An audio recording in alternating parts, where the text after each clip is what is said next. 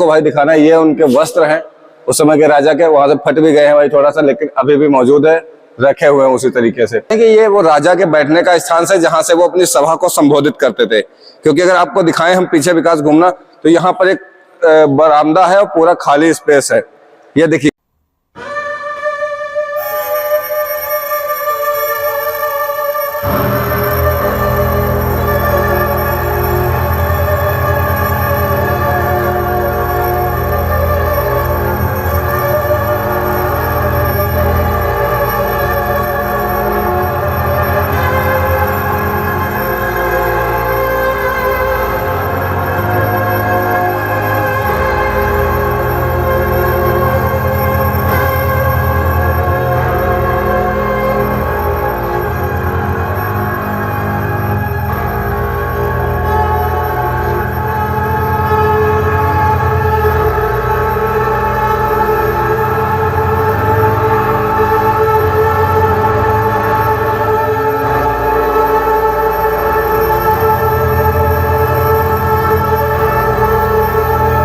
तो हेलो दोस्तों, कैसे हो आप सभी लोग? उम्मीद करता हूँ बहुत अच्छे होंगे। और फिर से स्वागत है हमारे इस चैनल अनुष्कोप से। जी हाँ दोस्तों, बात करते हैं नए वीडियो के एक नए अंदाज में।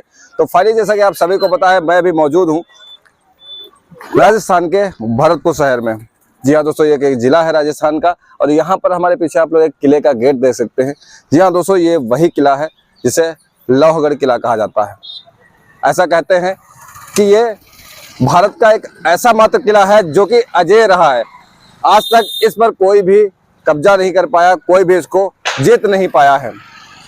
दोस्तों, मैं बात कर रहा हूं जाट के राजा सूरजमल की, जिन्होंने इसका निर्माण कराया था। तो दोस्तों, जाट राजा सूरजमल के द्वारा बनवाया गया एक ऐसा किला, लोहगढ़ किला, जिसे ना ही मराठाओं ने, ना ही मुगलों ने, ना ही अंग्रेजों ने कभी इस पर फतेह नहीं हासिल कर पाई, कभी इसका जीत नहीं पाया। इसी वजह से ये भारत का एक ऐसा किला है जिसे आज तक कोई नहीं जीत पाया, अजय किला है। जैसे ही किले के अंदर बढ़ रहे थे तो हमें पहला गेट यहाँ पे मिल चुका है, जिसका नाम है गोवर्धन गेट, गोवर्धन दरवाजा। इसकी क्या खास बात है, आइए आपको हम दिखाते हैं। यहाँ पर आप सभी को बता दें, आप लोगों ने एक इतिहास जरूर पढ़ा होगा चित्तौड़गढ़ का। जी हाँ दोस्तों, चित्तौड़गढ़ का दुर्ग जो है भारत का सबसे बड़ा दुर्ग माना जाता है, सबसे बड़ा किला माना जाता है। जब अलाउद्दीन खिलजी ने चित्तौड़गढ़ पर आक्रमण किया, वहां पर विजय प्राप्त करी, आप वही रहे उधर, वहां पे विजय प्राप्त करी, और उसके बाद जब वहां की रानी पद्मावती ने अपनी दासियों के साथ में जौहर कर लिया, तो ये तिलमिला उठा, और तिलमिलाने के बाद वहां पे लूटपाट करने लगा। लूटपाट करने में उसने ये दरवाजे भी वहीं दुर्ग से ही निकलवाए, जो यहाँ पर आप लोग देख सकते हो, अष्टधातु के बने ये दरवाजे जो कि चित्तौड़गढ़ के हैं। तो ये जो दरवाजे हैं वो अलाउद्दीन खिलजी वहां से उखाड़ के दिल्ली ले गया था। फिर यहाँ के राजा सूरजमल के बेटे ने जब दिल्ली पर आक्रमण किया, वहां जीत हासिल करी, तो वो दिल्ली से लेके अपने यहाँ भरतपुर में ले आया।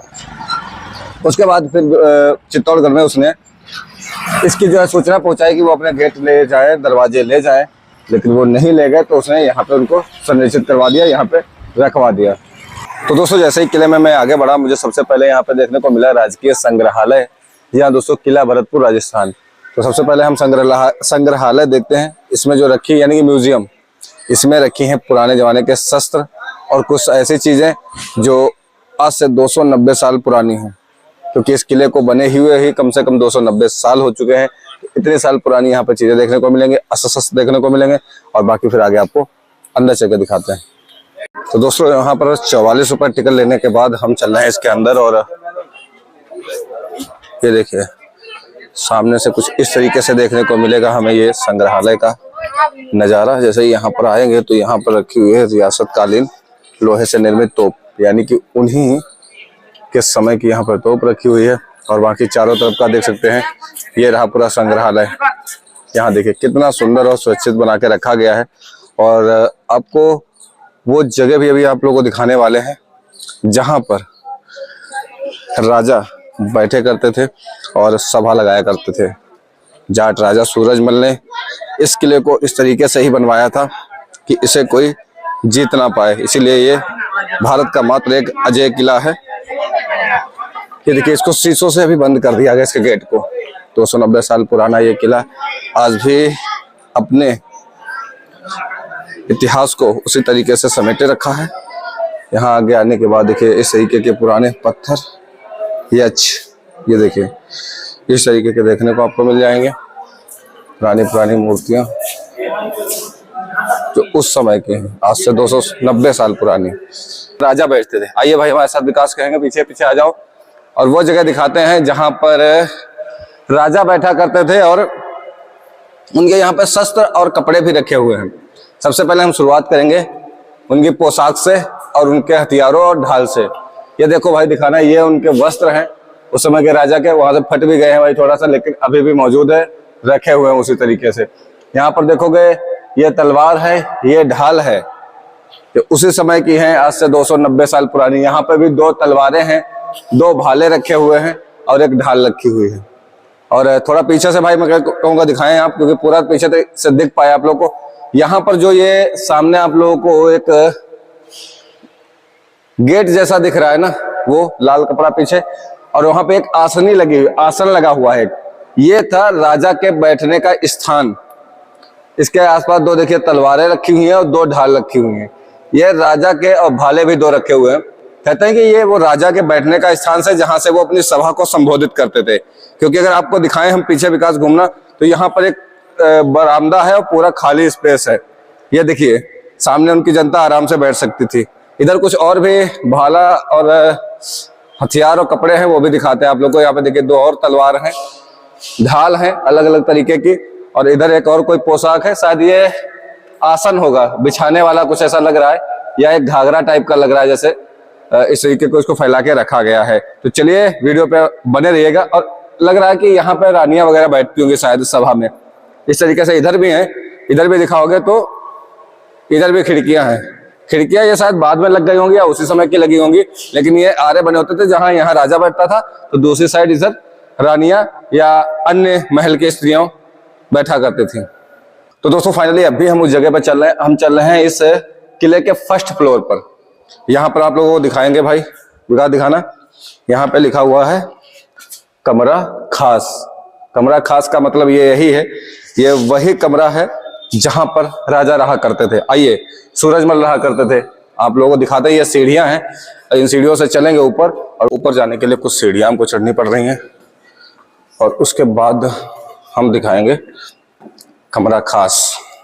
तो भाई जैसे ही हम कमरा खास की तरफ बढ़ते हैं तो यहाँ पर हमें सामने अभी बहुत सारे तरीके के हथियार देखने को मिल जाते हैं, जिस तरीके उसी समय के हैं। ये इस तरीके से धनुष बाण उसी समय चलाए जाते थे। और ये देखिए तलवार और ढाल किस तरीके से होती थी। अनेकों प्रकार के, हजारों प्रकार के यहाँ पर अस्त्र और शस्त्र रखे हुए हैं, जो आप लोग को यहाँ पे देखने को मिल जाते हैं। यहाँ पे देखिए, आपको दिखाते हैं उस समय के चाकू, डंडियाँ किस तरीके से होती थी, पिस्तौल, बम, हथियार, गोले, ये सब रखे हुए हैं, आज भी मौजूद हैं इस किले के अंदर, जो आप लोगों को देखने को मिल जाएंगे। यहाँ पे देखिए कुछ और हथियार रखे हुए हैं। ये देखिए ये चाकू उस समय किस तरीके से इस्तेमाल किए जाते थे, अलग अलग तरीके के चाकू यहाँ पे रखे हुए हैं। और आगे बढ़ते ही यहाँ पे देखिए बम के गोले, जो तोप के गोले होते थे ना, वो किस तरीके के इस्तेमाल में लिए जाते थे, वो भी यहाँ पे रखे हुए हैं। और ये देखिए उस समय के सैनिकों के वस्त्र किस तरीके के होते हैं, वो भी आज यहाँ पर मौजूद है। तो इस किले में आप लोगों को बहुत सारा कुछ देखने को मिल जाता है। ये देखिए उस समय गैस बंदूकें किस तरीके से होती थी, हैंडमेड, वो देखिए यहाँ पे सारी रखी हुई हैं। तो ये, और सामने देखिए कितनी बड़ी बड़ी बंदूकें रखी हुई हैं। शायद आप लोगों ने इतनी बड़ी बंदूकें आज तक देखी ही नहीं होगी। उसी समय के, सूरजमल के समय के ये रखी हुई हैं आज भी इस किले में। उसी कमरे खास में जो यहाँ पे देखिए वो पंखा लगा हुआ है, जो पंखा उस समय के अनुसार चलता था। देखिए उस तरीके का, किस तरीके का पंखा होता था वो आप लोग देखिए, राजा महाराजा किस तरीके का पंखा यूज करते थे, इस्तेमाल करते थे। इसी के नीचे देखिए लेटते हैं, तो ये एक रस्सी से हिलाया जाता था, विकास है ना। इसमें देखिए हुक बने हैं ना, ये हुक में रस्सी पड़ी रहती थी, उससे ये हिलाए जाते थे तो बढ़िया हवा आती थी, जिसके लिए पहरेदार लगे रहते थे भाई। आजकल के ज़माने में कौन इसको हिलाएगा। ये देखिए पूरा का पूरा वो पंखा कमरा खास में लगा हुआ है। यहाँ पे बहुत अलग अलग तरीके के यहाँ पे चित्र भी हैं, और यहाँ से चलेंगे अंदर, तो अंदर भी आप लोगों को दिखाते हैं। वो कमरा खास ये रहा वो कमरा खास, जो कि यहाँ पर राजा लोग बैठते थे उस टाइम पे। तो अभी किले के हम उस भाग में पहुंच गए हैं, महाराजा सवाई जवाहर सिंह बुर्ज।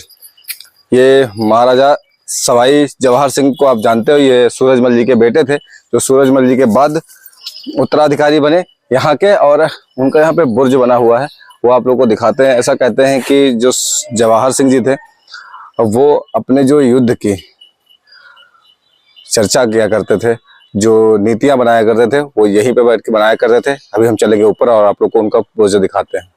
तो दोस्तों ये है जवाहर सिंह का बुर्ज किला, जो कि उन्होंने ही बनवाया था, जवाहर सिंह जी ने अपने लिए ही बनवाया था। और यहाँ पे अभी ताला लगा हुआ है, यहाँ पे जाने के लिए रास्ता तो मेरे को नहीं पता कहाँ से है। छोटा सा खुला हुआ है दरवाजा, है ना, मैंने बड़ा वाला देखा, उसी में एक छोटा दरवाजा बना हुआ, वो खुला हुआ है। ऐसा कहते हैं जवाहर सिंह जो है कहीं भी कूच करते थे, कहीं भी युद्ध की रणनीति बनाते थे जाने की, मतलब आक्रमण करने की, तो यहीं अपने बुर्ज में ही बैठकर यहाँ पे नीतियां बनाते थे, कैसे वहां कूच करना है, इसकी जो है सारी बातचीत यही किया करते थे। और आप सभी को बता दें ये किला वैसे ही अजेय रहा है, आप सभी को पता है, इतिहास में इसका बड़ा नाम है लोहागढ़ किले का, जिसकी वजह से इसे आज तक कोई जीत नहीं पाया। अंग्रेजों ने इस पे 13 बार चढ़ाई की, जैसा कि मैंने पहले ही बताया था। 13 बार चढ़ाई करने के बाद वो फिर खिसियानी बिल्ली की तरह वापस चले गए, उसके बाद फिर वो कभी नहीं आए। उसका कारण ही यही था मुख्य, आप सभी को मैंने पहले बताया था कि इसका कारण ही मुख्य था कि राजा ने सबसे पहले तो यहाँ की दीवारें बनवाई, पत्थरों से बड़ी बड़ी दीवारें बनवाई, उसके बाहर एक पानी की नदी बनवाई चारों तरफ, उसके बाहर एक मिट्टी की कई 100 फीट मिट्टी की दीवारें बनवाई। उसमें क्या होता था, जब भी कोई गोला बारूद चलाता था तो वो पहले जो गोला निकलता था वो मिट्टी में धस जाता, मिट्टी वाली दीवार में धस जाता था, क्योंकि मिट्टी को तो पार नहीं कर पाता, कई फीट चौड़ी बनी रहती थी, कई मीटर चौड़ी बनी रहती थी। तो जैसे ही वो उसमें मिट्टी वाली दीवार में धंसता था गोला, आगे उसकी ठंडी पड़ जाती थी और कोई नुकसान नहीं होता था किले पर। और अगर उस दीवार को भी कूद कर अगर कोई पानी में छलांग मार गया और पानी को भी पार कर गया, पानी की नदी को भी पार कर जाता था कोई सैनिक या कुछ भी, तो वो सपाट दीवार पे चढ़ नहीं पाता था। किले की इतनी ऊंची सपाट दीवार बनाई जाती थी कि उस पे उसका चढ़ना नामुमकिन हुआ करता था। इन्हीं कारणों की वजह से जो है आज तक कोई इस किले को भेद नहीं पाया है। तो चलिए चलेंगे अभी आगे, और आगे आपको यहाँ पर एक महल बना हुआ है वो भी दिखाते हैं। तो दोस्तों फाइनली अभी हम लोग पहुंचे हैं किशोरी महल। ये भी किले का एक मुख्य भाग है, और आप सभी को बता दें कि यहाँ के इस किले के जो पूरा का पूरा लोहागढ़ किला है, यहाँ के आधे से ज्यादा भाग पर सरकारी कब्जा है।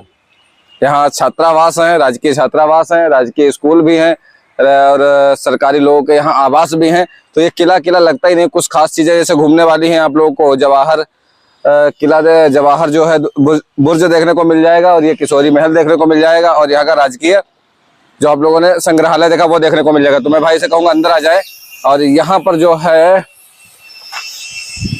किशोरी महल और महाराजा सूरजमल का स्मारक भी बना हुआ है। ऊपर दिखाना भाई, ऊपर स्मारक भी बना हुआ है, और यहाँ पर देखिए कुछ शिलालेख लगे हुए हैं जो अभी के ही है। श्री लक्ष्मण जी सहाय किशोरी महल के बारे में लिखा हुआ है। यहाँ देखिए, लॉर्ड लेक हाउस सन 1805 ईस्वी में ब्रिटिश सेनापति लॉर्ड लेक विशाल सेना एवं तोपों के मतलब किस किस को हराया है, लोहागढ़ को जीत नहीं सका। ये देखो, ये इंपॉर्टेंट है कि अजय किला महाराजा सूरजमल का मुख्य लक्ष्य यह था कि भरतपुर के इस मजबूत किलेबंदी कर दी जाए, यह अजय हो जाए और इसके राज्य की सुरक्षा राजधानी बन सके। इसमें अगणित तोपें लगी थी, मतलब बहुत सारी इसमें अनगिनत तोपें लगी थी, और सबसे बड़ी तोप उसने स्वयं ढलवाई थी। ये बहुत बड़ी बात है, सूरजमल ने स्वयं अपने आप ढलवा के बनवाई थी सबसे बड़ी तोप, ठीक है, जो कि 48 पाउंड का गोला फेंकने वाली एक तोप ऐसी थी जिसे खींचने के लिए 40 जोड़े बैल लगते थे। 40 जोड़े बैल का मतलब समझे 80 बैल लगते थे उसको खींचने के लिए। और लोहागढ़ निर्माण आप सभी को पता है, मैंने पहले ही बता दिया, सन 1732 से 1733 ईस्वी में आरंभ हुआ था इसका निर्माण काल, है ना। और देखिए, ये हिंदुस्तान का सबसे अजय किला था। इन सब बड़े बड़े चीजों को ध्यान में रखना है। शासन व्यवस्था, महाराजा सूरजमल के राज्य में दीवान, नाजिम, मुंसिफ, कोतवाल, नंबरदार और पटवारी दीवानी मामलों में इस तरीके से था। राज्यसभा या बहुत सारी चीजें ऐसे अलग अलग पत्थरों पे पूरे यहाँ पे लिखी हुई है, आप लोग आके यहाँ पे पढ़ सकते हैं। तो चलिए अभी हम चलेंगे ऊपर और किशोरी महल आप लोग को दिखाएंगे, और राजा सूरजमल का वो स्मारक भी देखने वाले हैं। दोस्तों महाराजा सूरजमल स्मारक जो मैं बता रहा था आपको, किशोरी महल के जस्ट सामने ही यहाँ पे बना हुआ है। किशोरी महल तो अभी दर्शकों के लिए प्रवेश बंद है क्योंकि उसमें कुछ काम चल रहा है। यहाँ पर बना हुआ है सूरजमल का एक बड़ा सा पुतला कहेंगे या उनका स्मारक। यहाँ पे भी बहुत सारे पत्थरों पर लेख लिखा हुआ है और इन्हीं के समय का ये लेख है, मतलब इन्हीं के समय की ये वीर गाथाएं इन पे लिखी हुई हैं। और यहाँ पर है भगवान शिव का शिवलिंग। ये देखिए काफी खूबसूरत और सुंदर लग रहा है। यहाँ पे देखिए मीर बख्शी को घेरा संधि प्रस्ताव है, सफदरगंज का समझौता प्रस्ताव, मुकाबला, शरणदाता, धाक, ये सब इनके नेतृत्व में जितने भी महान कार्य हुए हैं, महान समझौते हुए हैं, बड़े बड़े युद्ध हुए हैं, उनके बारे में लिखा हुआ है। सामने देखिए किले का एक बड़ा सा हिस्सा मेरे को सामने भी दिख रहा है क्योंकि ये पूरा का पूरा किला ही है। बीच में जो ये बस्ती है शायद सरकारी बस्ती है या फिर लोगों के द्वारा कब्जा किया गया होगा, कुछ ऐसा। सामने एक बहुत बढ़िया मंदिर बना हुआ है और इधर भी देखिए बहुत सारे इस तरीके के शिलालेख लगे हुए हैं जो इनके बारे में और इनकी गाथा को दर्शाते हैं। बदन सिंह का स्वर्गवास, ठाकुर बदन सिंह का जून 1756 में दीघ में स्वर्गवास हो गया था। ये देखिए बहुत सारी गाथाएं यहाँ पे लिखी हुई हैं और यहाँ पर ये है सूरजमल का बड़ा सा वो कहते हैं स्मारक।